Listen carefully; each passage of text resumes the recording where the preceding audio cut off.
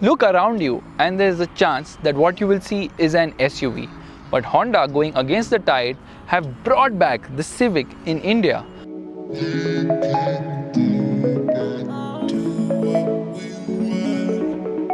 A very popular model globally. In fact, the Civic is the reason why Honda cars is still in existence, because in 1970, Honda was deciding to shut its automobile manufacturing business altogether.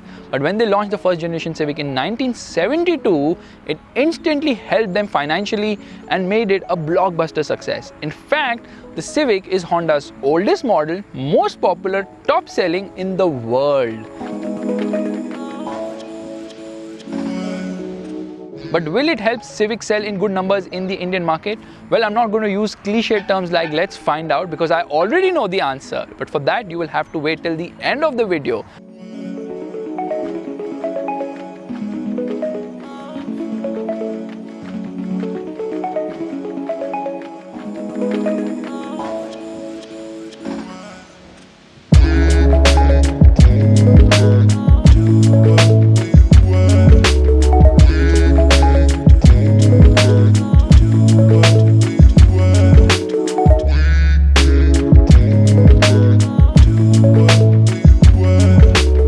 Where Honda has hit the ball out of the park is in terms of design. This car looks absolutely smashing in person, and that is one of the big reasons why the Civic is going to sell. Up front, you get a grille which is so wide, it goes all the way to the edges. It's chrome, the headlights are all LEDs, and it gives it a very wide appearance both at the front as well as the rear, where again the lights are extremely attractive. But the sexiest part of this vehicle has to be the side, because it gets a coupe-like design, which means that the roof slopes all the way, merging with the tail, and that definitely looks absolutely sensational. This, coupled with the fact that the higher trim gets 17-inch wheels, makes the Civic a very attractive proposition on the road. The low variants do with 16 inches. Step inside and a lot of things will remind you of the CR-V, like the 7-inch infotainment screen as well as the 7-inch instrument cluster. The dashboard gets the black treatment along with nice inserts. In fact, even the door pads are very premium in terms of quality. The white stitching does make it look nice as well. The seat cushioning is very good. The driver gets an 8-way power adjustable seat. Meanwhile, you sit low in this vehicle, the steering feels good to hold, and it has contours right at the 3 as well as the 9 o'clock position for your thumbs. While quality levels are certainly good, there are certain hard plastics inside the cabin. The Civic excels in terms of storage space because there's a decent sized glove box. In the center, right behind the gear lever, there's a massive storage along with a cup holder. Below the center armrest, there is so much space, you can keep a lot of stuff. In fact, right below the center console as well, there's storage, and the positioning of the USB port as well as the HDMI and the 12-volt charging socket is a bit weird because you have to actually hunt for it the very first time, and it's not really easy to access it. Honda has given the Civic plenty of features, right from automatic headlights to automatic wipers. It also gets a reverse parking camera with 3 modes, reverse parking sensors, cruise control, audio controls on the steering wheel, a dual zone climate control air conditioning as well as a sunroof. The vehicle also gets passive entry for both the front doors as well as a push button start. There's also traction control on offer. The audio system is compatible with both Apple CarPlay as well as Android Auto connectivity. Although it is slick, it is not the slickest of systems around. The instrument cluster gets a digital speedometer and an analog tachometer, although the whole screen is digital as such, and gets a multi-information display which gives you a plethora of information. In fact, you can also search your contacts on the instrument cluster to make a call. Not only that, you can change audio tracks on the go. On the petrol model, you can actually turn on the vehicle from the remote itself. That feature is not there on the diesel for obvious reasons, because diesel doesn't use sparks, it uses combustion. You get lights both at the front, twin lights at the front, one light at the rear, and the sun blinds also get a mirror as well as a light. Now, one very unique feature of Honda cars, especially the premium cars, is this feature. Yeah, the lane watch feature. What it does is, when you give the left indicator, it will display in the infotainment screen the view from the left side mirror, which means that there will be no blind spots. You can obviously turn it on completely all the time as well. The Civic comes equipped with 6 airbags, and this is a car which has got 5-star NCAP rating from Asian NCAP.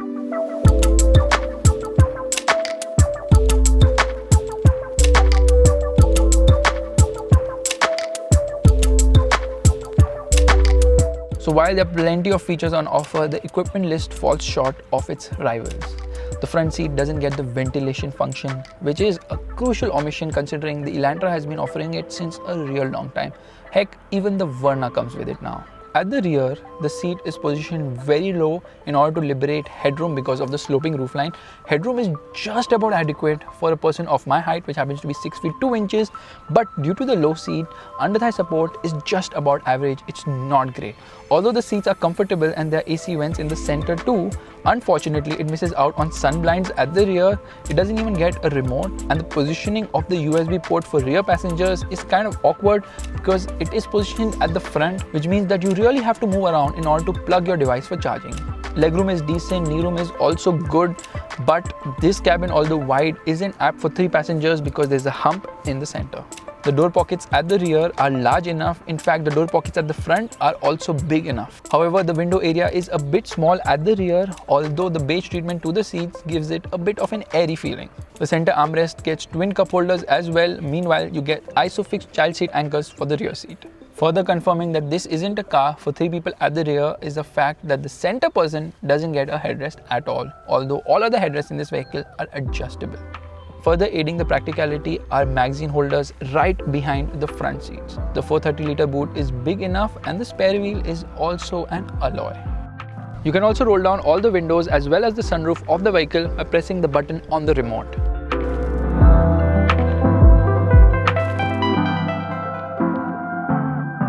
This car gets all LED headlights along with LED fog lamps, but these side marker lamps are not LEDs, and although there are LEDs on the tail lights, the reverse light as well as the indicators at the rear are not LEDs. Now there's a slight symmetry problem at the front because over here there's an open vent, on that side it is closed. This is the diesel engine. It happens to be the 1.6 litre i-DTEC unit, which produces 120 horsepower and 300 Newton meters of torque, matched to a 6-speed manual gearbox. Let's get driving right away.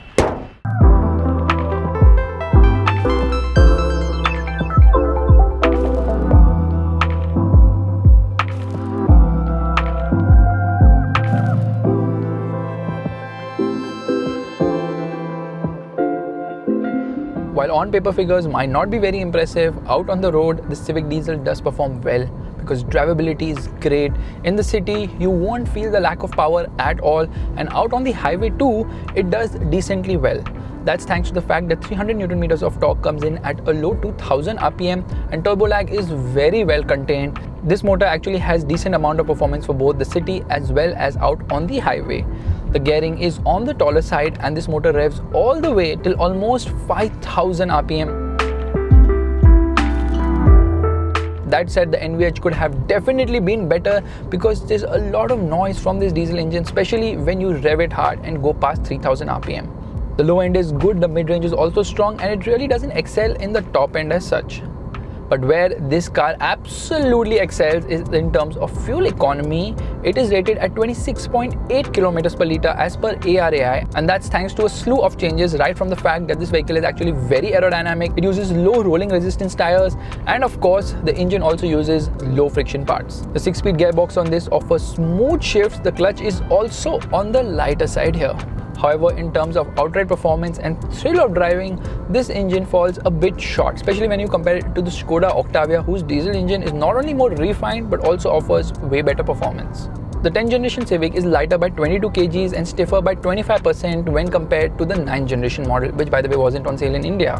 However, in terms of ride and handling balance, Honda has absolutely nailed it because this car does ride decently well. It's only the bad roads which can be felt inside the cabin because of the firmness of the suspension. The chassis is obviously shared with other Honda cars like the CR-V as well as the Accord. It gets vehicle stability assist along with hill start assist to make driving just that more secure. The steering offers great feel. It is light at low speeds and weighs up brilliantly at higher speeds. It's not only rich in terms of feel and feedback, it's quite communicative as well. Body roll is very well contained. The Civic remains glued to the road at higher speeds, although the tires could have offered slightly more grip. The brakes though offer great stopping power. It gets rear discs as well, and the sure-footed bite at the pedal. Now the obvious question is, how is the ground clearance? As per ARAI, it is 126 mm, which is 6 mm more than the city, and this is the laid-in ground clearance. Honda has obviously improved the ground clearance for Indian conditions, which means at the front the ground clearance has been raised by 20 mm, at the rear it has been raised by 15 mm. This car's ground clearance is just about adequate because it doesn't scrape on the speed breakers. Yes, the wheelbase is long at 2700 mm, but over bad roads you really don't have to worry about scraping anything because ground clearance is adequate.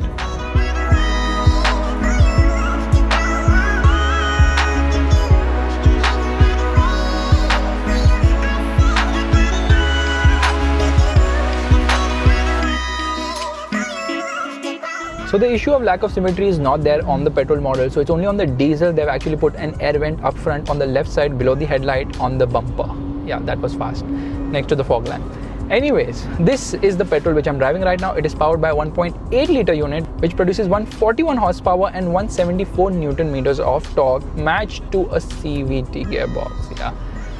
Rubber band effect is obviously there in this vehicle and that VTEC feeling is just missing. While the diesel is a DOHC, the petrol is actually an SOHC, and this engine is a typical Honda motor, so it kind of has a weak bottom end and power builds up gradually. The more you rev it, the more it rewards you, especially the mid-range, and the top end is very good and it sounds great in the top end, redlining at 6,500 RPM, unlike the 1.5 litre diesel engine which revs very quickly. The only fly in the ointment is this CVT gearbox because of the rubber band effect, and it just keeps revving and revving and revving and doesn't give you the feel of what a Honda VTEC motor should. Yes, you can get into sport mode. There's also an econ mode in case you want to conserve fuel, and you can use the steering mounted paddles to choose the step of the gearbox. Overall NVH is obviously better than the diesel by miles, but as you get in the top end, it absolutely makes quite a racket. Like, yeah, that is Honda engines for you. The sound is pure symphony.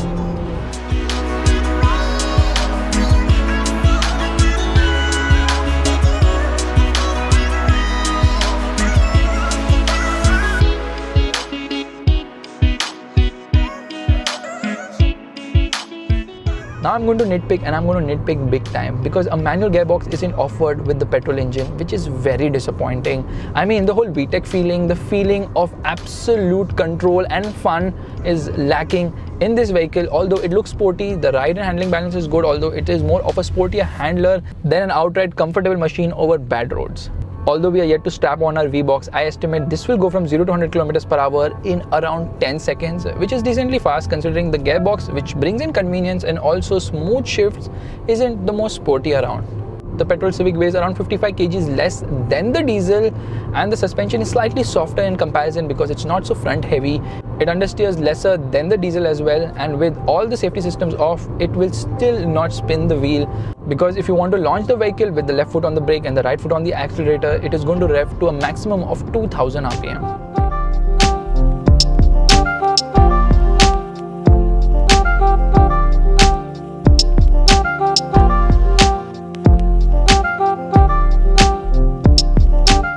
The all-new Civic is extremely impressive. Well, it's not really all new because this generation model was launched globally in 2016.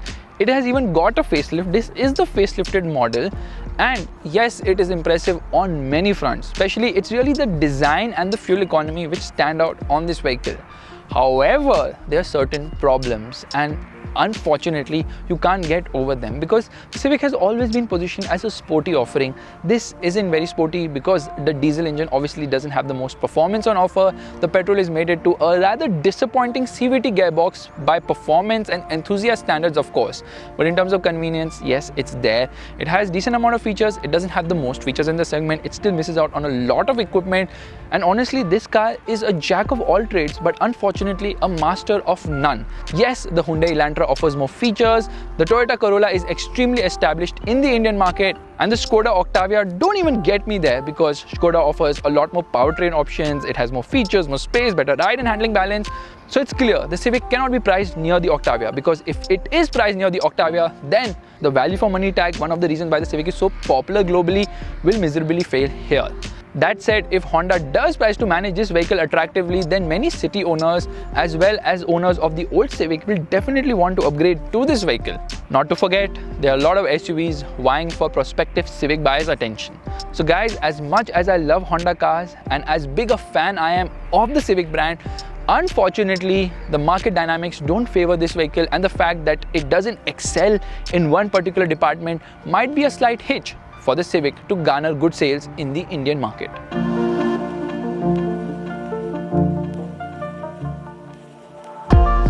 That said, if you're looking for something striking, reliable, and of course which has good handling as well, then the Civic is still one of the best cars in the segment as far as the pricing is right.